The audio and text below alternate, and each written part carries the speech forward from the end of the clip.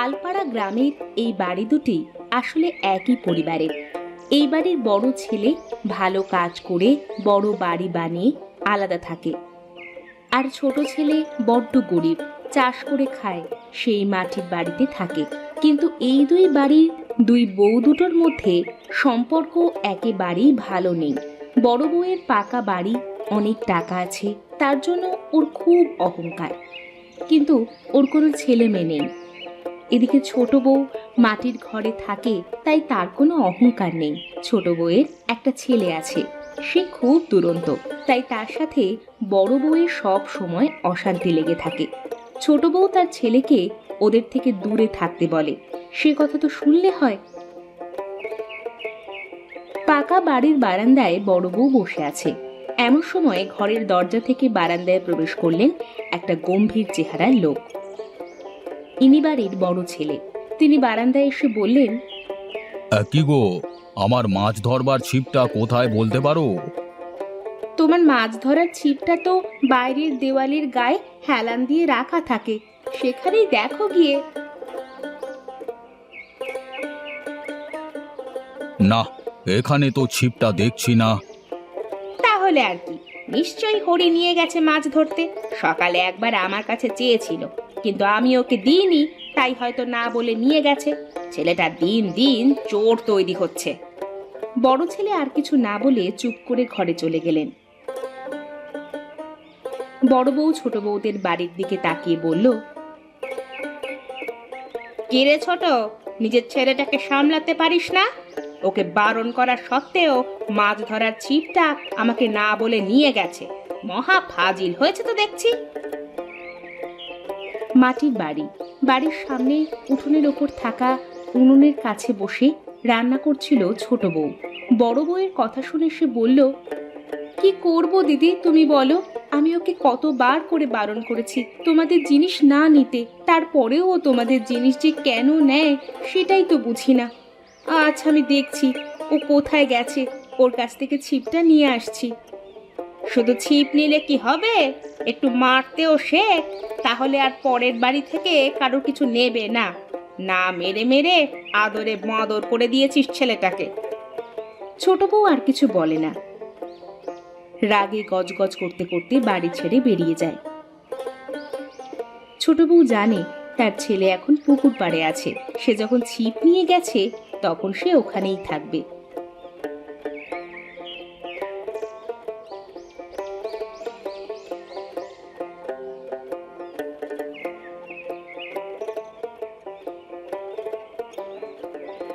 হরি, ও হরি, তুই এখানে বসে বসে মাছ ধরছিস?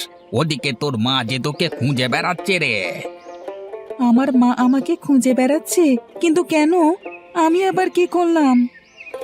আমি অত শুনিনি বাবু, যেটুকু শুনলাম তুই নাকি তোর জেঠির বাড়ি থেকে মাছ ধরবার ছিপ চুরি করে এনেছিস। হরি এই কথা শুনে একটু ভয় পেয়ে গেল, তারপর বলল, জেঠির কাছে ছিপ তো চেয়েছিলাম, কিন্তু জেঠি আমাকে দিল না। তারপর আমি নিয়ে চলে এসেছি। নিজের বাড়ি থেকে আবার কেউ চুরি করে নাকি? সে যাই হোক, তোর মা তোকে খুঁজছে, এটাই সত্যি। দেখ এবার তোর কি হয়। এই কথা বলে লোকটা হাসতে হাসতে চলে যায় আর বলতে থাকে, সত্যি বাবা, আজকালকার ছেলেমেয়েরা খুব ফাজিল হয়েছে দেখছি। লোকটা চলে যাওয়ার পর হরি পুকুর পাড়ে বসে মনে মনে ভাবতে লাগলো, সত্যি কি ওর মা ওকে মারবে? যদি মারে তাহলে কি ওর জেঠিও ওকে মারবে? তারপর নিজের মনেই বলে, কেন যে আজকে সকালে মাছ ধরতে ইচ্ছে হলো? ঠিক এমন সময় হরি দেখতে পেল ওর মা সামনের পথ দিয়ে ওই দিকেই হেঁটে আসছে, আর ওর মায়ের হাতে রয়েছে একটা লাঠি। তাই দেখে হরি ভয় পেয়ে যায়। হরির মা বলে, কিরে, তুই সকাল থেকে এখানে এসে বসে আছিস? আর তোকে আমি কতবার করে বারণ করেছি না, জেঠিদের কোনো জিনিস তুই নিবি না? তোকে কোনো কথা বললে তুই আমার কোনো কথা শুনবি না, এই ঠিক করেছিস তাই তো? হরি সব শুনল, কিন্তু কোনো উত্তর দিল না। তারপর হঠাৎ ও ছিপটা ওখানে রেখে সামনের পথ দিয়ে ছুটে পালিয়ে গেল। হরির মা বলল, এই দাঁড়া বলছি, পালাবি না একদম, দাঁড়া। তুই আজ বাড়িতে ফিরবি না, তারপর দেখ তোর কি করি আমি। এরপর হরির মা নদীর পাড় থেকে ছিপটা নিয়ে ফিরে যায়, আর ছিপটা গিয়ে বড় বউদের বাড়ি রেখে দেয়। হরি এদিক ওদিক ঘুরে গ্রাম্য পথ দিয়ে যখন বাড়ি ফিরল, তখন দুপুর হয়ে গিয়েছে। মাটির বাড়ি, সামনে ছোট উঠোনের ওপর ওর মা উনুনের ধারে বসে রান্না করছে। হরি গিয়ে মুখটা কাঁচুমাচু করে উঠোনের ওপর দাঁড়ালো। ওর মা ওকে দেখতে পেয়ে বলল, কিরে হতভাগা, তোর আসার সময় হয়েছে এতক্ষণে? হরি কোনো উত্তর দেয় না, চুপ করে দাঁড়িয়ে থাকে।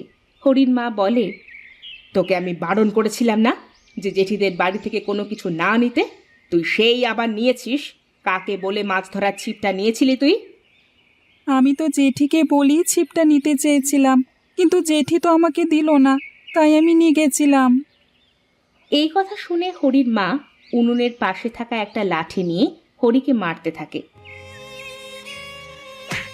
উফ, লাগছে লাগছে মা, লাগছে লাগছে। হরির মা বলে, আর করবি বল? আর কারো বাড়ি থেকে না বলে জিনিস নিবি? না মা, আর নেব না, কখনো নেব না, আর নেব না। অনেকক্ষণ মারার পর ওর মা আবার রান্না করতে বসলো।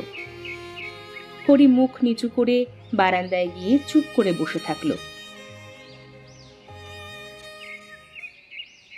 একদিন বিকেলে সবাই ঘুমোচ্ছে, পাকা বাড়ি, আশেপাশে কোনো লোক নেই। বাড়ির সামনের আম গাছটায় অনেক আম ধরেছে। হরি গিয়ে আম গাছে উঠে আম পাড়তে লাগলো। এমন সময় গাছের একটা ডাল ভেঙে উঠোনের উপর পড়ল। সেই আওয়াজ শুনে ঘুম ভেঙে বড় বউ ছুটে বাইরে চলে এসে দেখল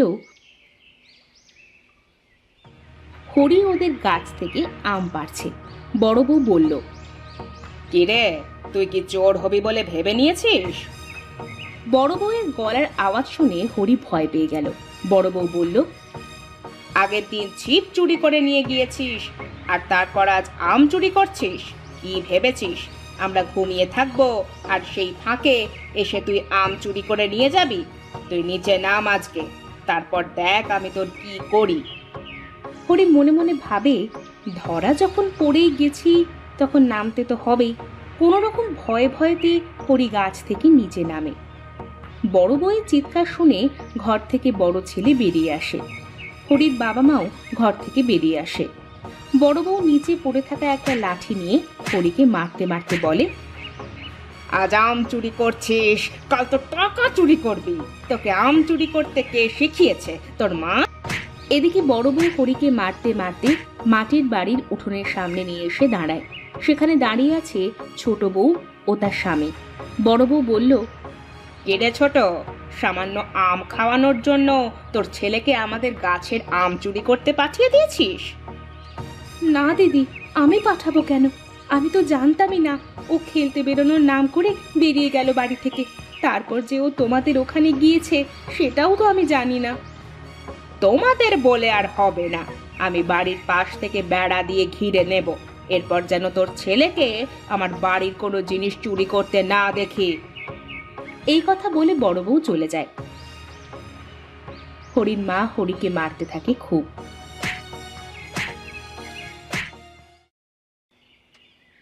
একদিন দুপুরবেলা কাঁচা বাড়ি, উঠোনের কোণে গাছতলায় বসে আছে হরি। ওর হাতে একটা গুলতি আছে, ওটাকে ঠিক করছে হরি।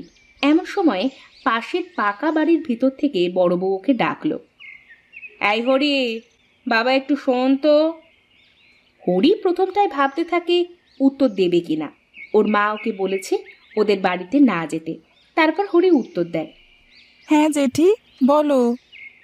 একটু এদিকে আয় তো বাবা, শোন তো। আসছি জেঠি। এই কথা বলে হরি বড় বৌদির পাকা বাড়িতে গেল।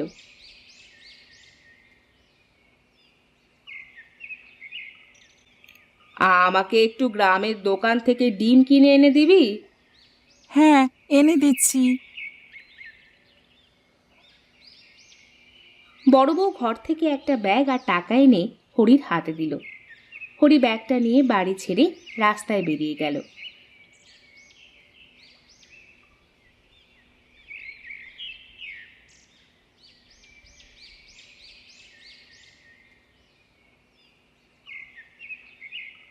গ্রাম্য পথ দিয়ে গিয়ে হরি দোকানের সামনে দাঁড়ালো। তারপর টাকা দিয়ে ডিম কিনে নেওয়ার পর ফেরত টাকাটা নিতে ভুলে গেল। ডিম নিয়ে গ্রাম্য পথ দিয়ে ফেরত আসার সময়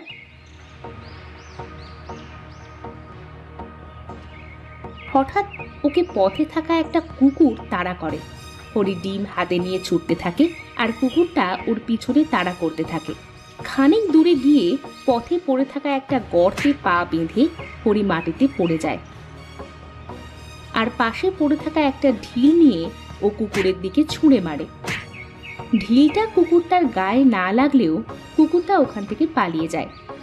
কুকুরটা চলে যাওয়ার পর ওর খেয়াল হলো মাটিতে পড়ে ডিমগুলো সব ফেটে গেছে। সাথে সাথে ওর ভয় লেগে যায়। মনে পড়ে যায় ওর জেঠির ভয়াবহ ব্যবহারের কথা। নিশ্চয়ই ওর জেঠি ওকে মারবে আজ। তারপরও ওখান থেকে উঠে কাঁদো কাঁদো ভাবে খালি ব্যাগটা নিয়ে জেঠির সামনে যায়।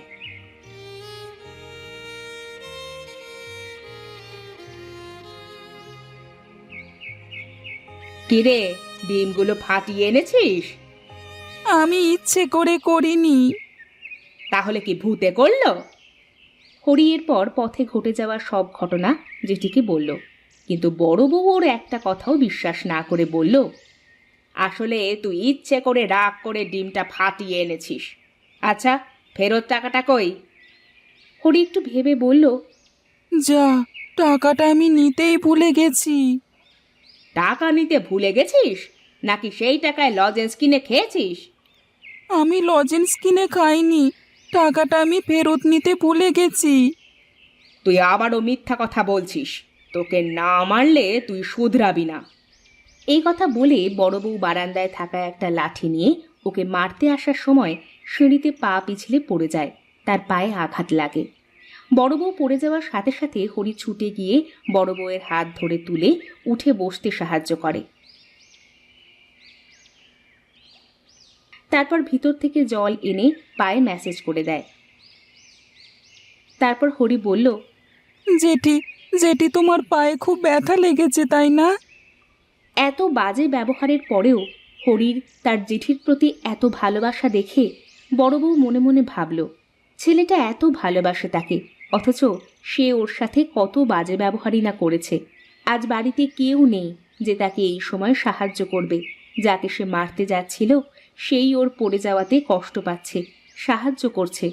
বড় বউ বলল, ব্যথা লাগছিল কিন্তু এখন ঠিক আছি। তুই তো অনেকক্ষণ পায়ের ওপর ম্যাসেজ করে দিলি। এরপর বড় বউ হেসে হরিকে বুকে টেনে নেয়। ঠিক এমন সময় হরিকে ফিরিয়ে নিয়ে যেতে হরির মা আসে। বড় বউ বলল, আমায় ক্ষমা করিস ছোট। আমি আমার অহংকারের জন্য তোদেরকে গরিব ভাবতাম, তোদের সাথে বাজে ব্যবহার করতাম। আমায় ক্ষমা করিস। হরির ভালোবাসা আজ আমার মন জয় করে নিয়েছে।